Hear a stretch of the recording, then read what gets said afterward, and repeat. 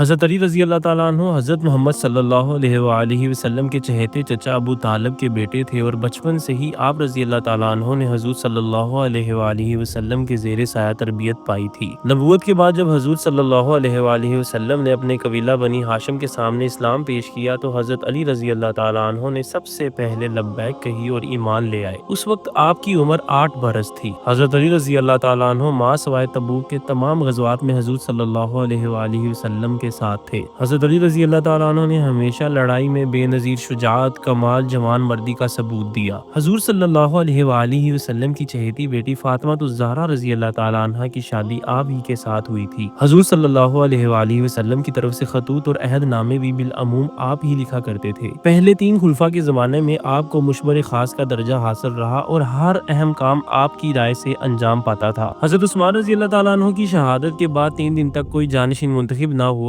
ہر طرف باغیوں کا زور تھا اور عجیب افراتفری مچی ہوئی تھی اور چوتھے خلیفہ کا انتخاب ایک پیچیدہ اور اہم مرحلہ بن چکا تھا۔ نظام بحال کرنے کے لیے ضروری تھا کہ فوری طور پر خلیفہ کا انتخاب کیا جائے۔ مدینہ میں سیاسی بحران پیدا ہو چکا تھا اور کسی مضبوط رہنما کے بغیر مسلمانوں میں مزید انتشار پھیلنے کا خطرہ تھا۔ صحابہ کرام کی ایک بڑی تعداد نے محسوس کیا کہ حضرت علی رضی اللہ تعالیٰ عنہ خلافت کے لیے سب سے موزوں شخصیت ہیں، کیونکہ وہ علم، دیانت، بہادری اور تقوی میں ممتاز تھے، اور صحابہ کرام نے اکٹھے ہو کر حضرت علی رضی اللہ تعالیٰ عنہ سے درخواست کی کہ وہ خلافت کا عہدہ قبول کریں، لیکن حضرت علی رضی اللہ تعالیٰ عنہ نے ابتدا میں خلافت قبول کرنے سے انکار کیا۔ بار بار عوام اور صحابہ کے اصرار پر آپ رضی اللہ تعالیٰ عنہ خلافت کے لیے راضی ہو گئے۔ کوفہ اور بصرہ کے لوگوں نے آپ رضی اللہ تعالیٰ عنہ کو خلافت کا عہد دیا۔ اس طرح سے 24 ذی الحج 35 ہجری کو مسلمانوں نے حضرت علی رضی اللہ تعالیٰ عنہ کے ہاتھ پر بیعت کی۔ اس بیعت میں زیادہ تر مہاجرین، انصار اور دیگر مسلمانوں نے شرکت کی۔ حضرت علی رضی اللہ تعالیٰ عنہ بہادری اور شجاعت کی ایک مثال تھے۔ سخت سے سخت مارکوں میں بھی آپ ثابت قدم رہے۔ بڑے بڑے جنگجو آپ کے سامنے آنے کی جرات نہ کرتے تھے۔ آپ کی تلوار کی کاٹ ضرب المثل ہو چکی تھی۔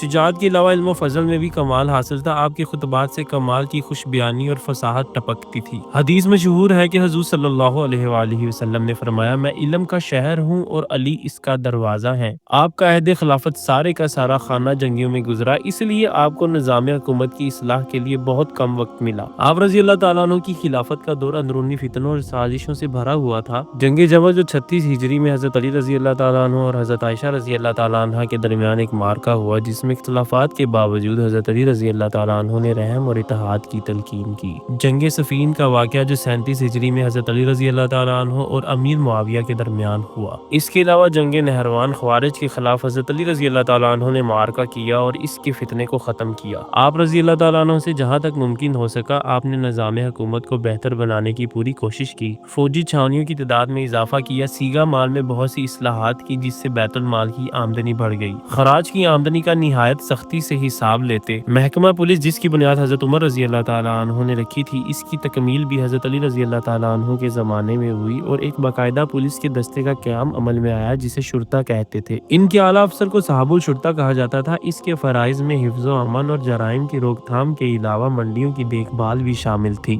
آپ کی اولاد میں امام حسن رضی اللہ تعالیٰ عنہ، امام حسین رضی اللہ تعالیٰ عنہ، حضرت زینب رضی اللہ تعالیٰ عنہ اور حضرت عباس رضی اللہ تعالیٰ عنہ شامل ہیں۔ آپ کی تعلیمات اور اقوال نہج البلاغہ میں محفوظ ہیں، جو مسلمانوں کے لیے قیمتی رہنمائی ہیں۔ آپ کا کردار مسلمانوں کے لیے اتحاد، انصاف اور قربانی کی علامت ہے۔ حضرت علی رضی اللہ تعالیٰ عنہ کی زندگی کا ہر پہلو ایک مکمل درس گاہ ہے، جو انسانیت، ایمان اور قربانی کی اعلیٰ مثال پیش کرتی ہے۔ مختصراً اگر حضرت علی رضی اللہ تعالیٰ عنہ کی خلافت کی بات کی جائے تو حضرت عثمان رضی اللہ تعالیٰ عنہ کی شہادت کے بعد حضرت علی رضی اللہ تعالیٰ عنہ نہیں چاہتے تھے کہ وہ خلافت کا عہد لیں۔ عشرہ مبشرہ میں سے حضرت زبیر رضی اللہ تعالیٰ عنہ سے کہا گیا، وہ نہیں مانے۔ حضرت طلحہ رضی اللہ تعالیٰ عنہ سے کہا گیا، انہوں نے بھی منع کر دیا۔ حضرت علی رضی اللہ تعالیٰ عنہ سے پوچھا گیا تو وہ کیا کرتے؟ کیا وہ امت کو بغیر خلیفہ کے چھوڑ دیتے؟ اسی طرح کی انفارمیٹیو ویڈیوز دیکھنے کے لیے ہمارے چینل کو لائک کریں، سبسکرائب کریں اور بیل آئیکن کا بٹن پریس کریں۔